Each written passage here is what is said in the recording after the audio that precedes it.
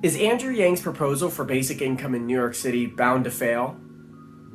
Today I'm going to talk about Andrew Yang's proposal to implement a basic income for 500,000 of the poorest people in New York City by giving them $2,000 to $5,000 every single year, and we'll look at all of the reasons why it might or might not work. First, targeting. So Andrew Yang wants to give the basic income to the 500,000 poorest individuals in New York City. On the surface, this might seem a little problematic for basic income supporters because, by definition, basic income is supposed to be universal. However, this makes sense from a city standpoint because for a city, it is difficult to run a deficit and they don't have the same national mechanisms to claw back some of the money through taxes. So for Andrew to propose 500,000 individuals, which would be hugely beneficial for those folks and for the city as a whole, this is still a bold move. The question is, how exactly is Andrew proposing to target those families? He does mention that immigration status or previous incarceration does not exclude an individual from possibly receiving these funds. So from those standpoints, it is available to anyone who would meet a particular income threshold. But Andrew does not give a particular threshold for that type of eligibility. So that is yet to be determined.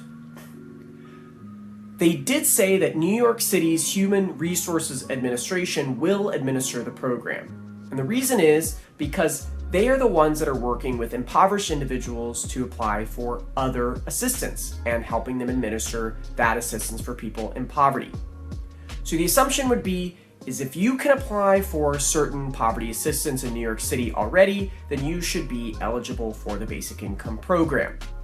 But we don't exactly know what that particular income threshold would be.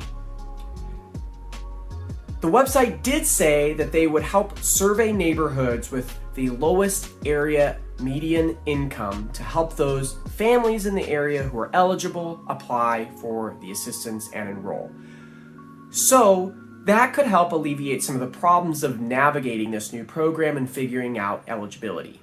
So in the issue of targeting, without details, it is difficult to determine whether or not there will be troubling bureaucracy that could create some issues for families applying, or if it could create a so-called poverty trap or welfare cliff for those families who wish to enroll. So we'll have to keep an eye out for the details as they move forward with discussing this program. Yang did say he would not use this program to decrease other assistance. So the question is, how can they avoid families who are on the bubble of income eligibility from losing federal assistance if they receive this cash? That is also yet to be determined, if he can get waivers from the federal government. Arguably, those families could opt to either receive the New York City basic income or to receive federal assistance, but that does create additional stress and pressure on those families to choose between the two because it might not be so clear what is the most beneficial for their families. Second, funding. The plan will cost about $1 billion every year. Yang has said he would not cut other welfare programs or make those basic income recipients reduce their existing assistance. So if basic income is a supplement to existing assistance and not a replacement, that means the funding must come entirely from new revenue. There are very few details for this particular program's funding, but Yang did say he would make richer New Yorkers pay their, quote, fair share. We don't know exactly what that looks like yet. He also said that he would rely on some philanthropic funding to help expand the program. So as it becomes more well-known, he hopes that philanthropic organizations can help them expand. The real question is, could a mayor find enough funding for this particular program? So let's dig into the details here. The New York City budget is $54 billion a year, which means that this particular program would make about 2% of the overall budget. But Yang is also making other proposals that would require increased funding, such as increasing access to affordable healthcare, according to Yang. So there are competing proposals between this idea and Yang's other increased proposals. So there has to be funding. Right now, almost half of New York City's budget comes from property taxes. And property taxes are actually one of the best ways to generate revenue for a lot of reasons. But there will be pushback from New Yorkers who own real estate, because for them, this could be an added burden. So there's inevitably going to be some pushback no matter where he tries to find his revenue. Now let's look somewhere else. About 12% of New York City's revenue is from the general sales tax. On the presidential campaign, Yang proposed a value-added sales tax. Now, this is what they call a regressive tax, which means that it takes a larger share of the income from the poor compared to the income tax.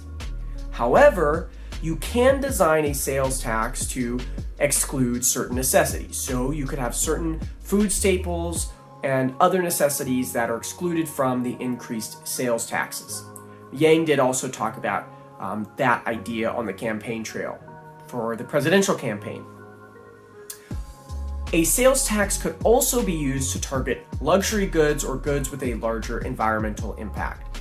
So these are all speculative ideas. We don't know where the funding is going to come from for this particular program. As we move forward in the campaign, I believe that he's going to be pushed for more specifics because there's always competing pressures between taxes and spending. Number 3, politics. From my perspective, Yang is overly optimistic when it comes to philanthropic organizations helping to fill the gap for the $1 billion a year this program will require. He will have to rely on increased taxes. That's just the reality, which means he also has to fight entrenched interests no matter which direction he takes these taxes. The question is, does this program mobilize more voters than it alienates? Some voters who are not among the poorest could be upset because they would be ineligible. Middle-income voters could be afraid of rewarding so-called laziness, or that the money should be going to, quote, more productive projects. There will also be the appearance of throwing money at the problem instead of actually investing the money in things that benefit the middle class, such as infrastructure. You can see infrastructure. Infrastructure looks like it's creating jobs, and you can see that in front of you. So that might feel like a more productive use of money. Rich voters could also mobilize their resources to fight increased taxes to fund the program.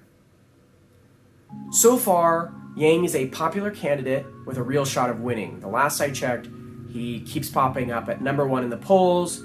It's ranked choice voting in New York City, which means that whoever's the second choice is also very important, and Yang is the top second choice for the other candidates as well. So it looks like Yang has a real shot of becoming the next mayor of New York City, and we'll see in the coming weeks. I think we'll have a clearer picture of whether or not that bubble is about to pop or if it's a real shot that Yang has.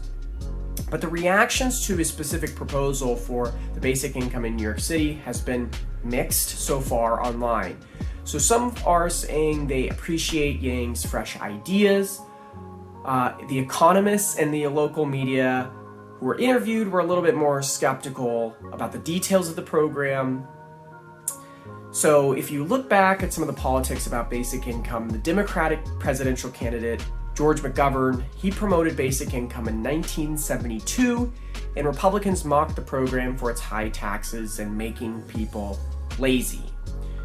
But in the age of COVID and Trump promoting stimulus checks, not to mention the Democratic Party in New York City is moving to the left, it definitely appears there's an opening for this kind of idea.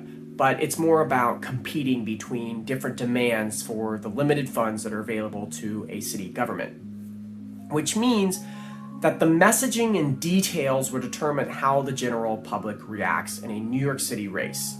At the end of the day, it's essential that Yang notes the cost savings of such a program and reduced crime and health issues benefits all New Yorkers and makes it one of the best investments that New York City can do for helping average New Yorkers. Perhaps more importantly, basic income releases people to be more productive to do the things that benefit their family and society the most. If that's the message that gets through, I think that Andrew Yang does have a real shot not only at winning, but also making a first of its kind basic income in New York City. So I hope you thought this was helpful. I'm very excited to see Andrew doing so well in the race for mayor in New York City. Let me know what you think about his proposal and if you think he has a shot at winning. Thanks for watching.